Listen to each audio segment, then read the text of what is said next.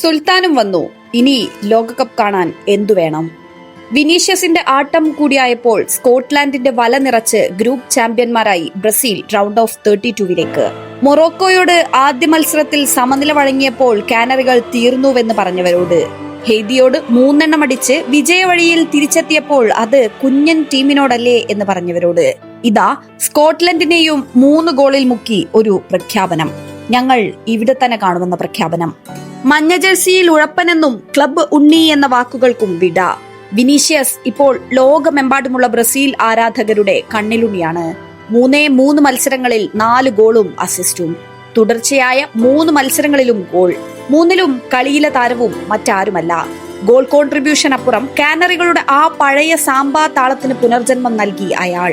ഹൈപേസും പ്രസിംഗും മാസ്മരിക ഡ്രിബ്ലിംഗും ക്ലിനിക്കൽ ഫിനിഷിംഗും പോരാത്തതിന് ഒടുക്കത്തെ കമ്മിറ്റ്മെന്റും. നെയ്മർ ഇല്ലാത്ത കുറവ് ഒരിക്കലും ടീമിനെ കാണിക്കാത്തവൻ. തകർന്ന ഒരു സാമ്രാജ്യത്തിനായി കാലം കാത്തുവെച്ച മാണിക്യം. വിനി മാജിക് തുടർന്നാൽ ആഞ്ചലോട്ടിയുടെ ടീം പ്രവചനാതീതമായി മുന്നോട്ടു പോകും.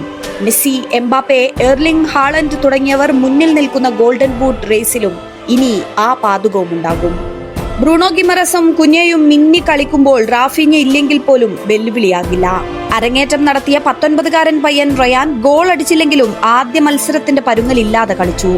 മധ്യനിരയും ഡിഫൻസുമെല്ലാം ഒരുപാട് മെച്ചപ്പെട്ടു. 984 ദിവസത്തിന് ശേഷമാണ് നെയ്മർ ബ്രസീൽ ജേഴ്സിയിൽ കളിക്കുന്നത്. ഗോളടിക്കാനായില്ലെങ്കിലും ആ സാന്നിധ്യവും അനുഭവ സമ്പത്തും കാനറികൾക്ക് ഊർജമാണ്. നെയ്മറും വല കുലുക്കുന്ന മത്സരം ഉടനെ തന്നെ വരും.